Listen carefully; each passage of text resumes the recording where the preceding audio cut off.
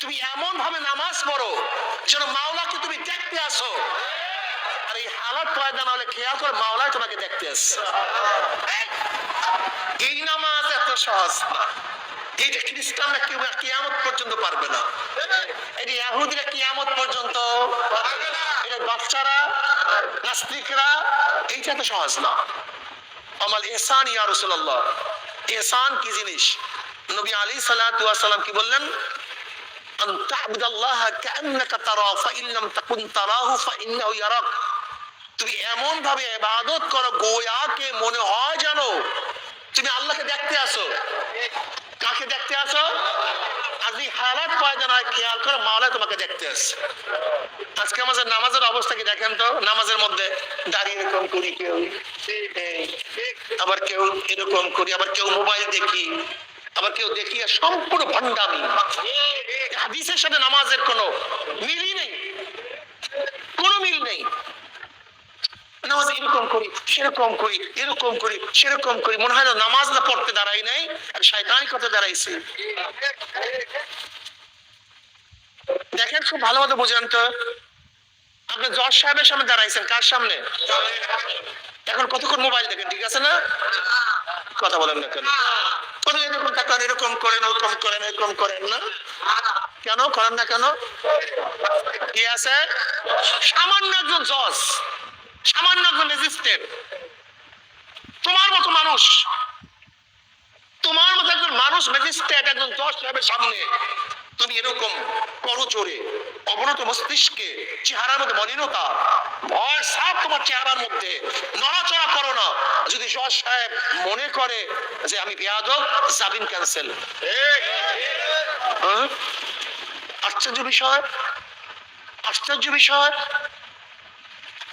জজ সাহেব সামনে থাকার কারণে তুমি একেবারে চুপচাপ ধীরে স্থির দাঁড়ায় গেছো।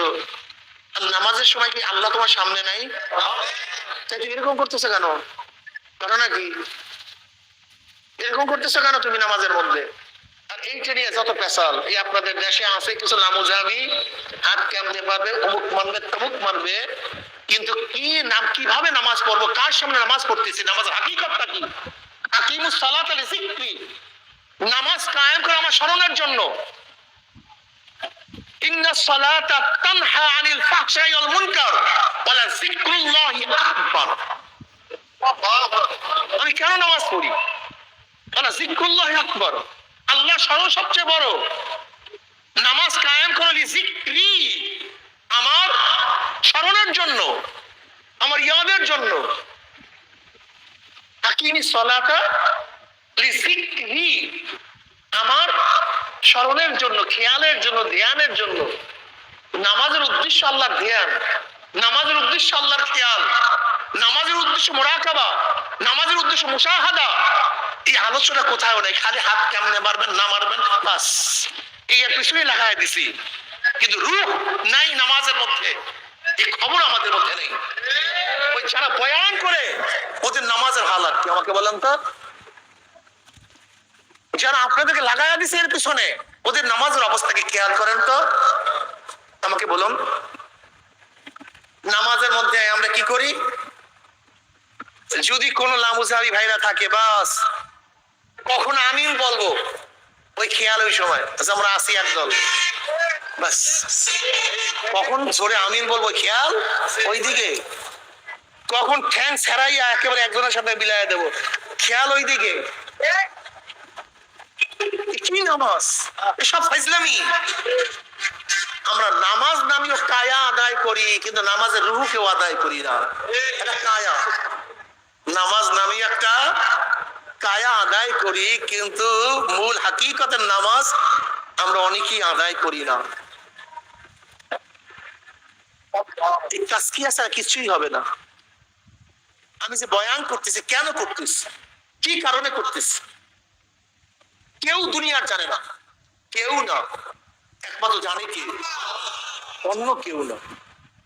আল্লাহ না করুক আমার যদি অন্য কোনো খেয়াল হয় বয়ানের মধ্যে, যে টাকা কামাই করা উদ্দেশ্য, অমুক উদ্দেশ্য, তমুক উদ্দেশ্য, কিয়ামতের মাঝে এরকম বক্তাদের জিব্রা টানিয়ে আল্লাহ পাক 1 মাইল 2 মাইল লম্বা করিয়া ফেলাইবে। জিব্রা ফুলিয়া পুষ পড়তে থাকবে তরিকা আম, গোটা কিয়ামতের মানুষ সেই জিব্রার উপর থেকে হাঁটতে থাকবে, ফুলিয়া ফুলিয়া পুষ পড়বে, পোকা লাগবে জিব্রার মধ্যে। কি বুঝলেন?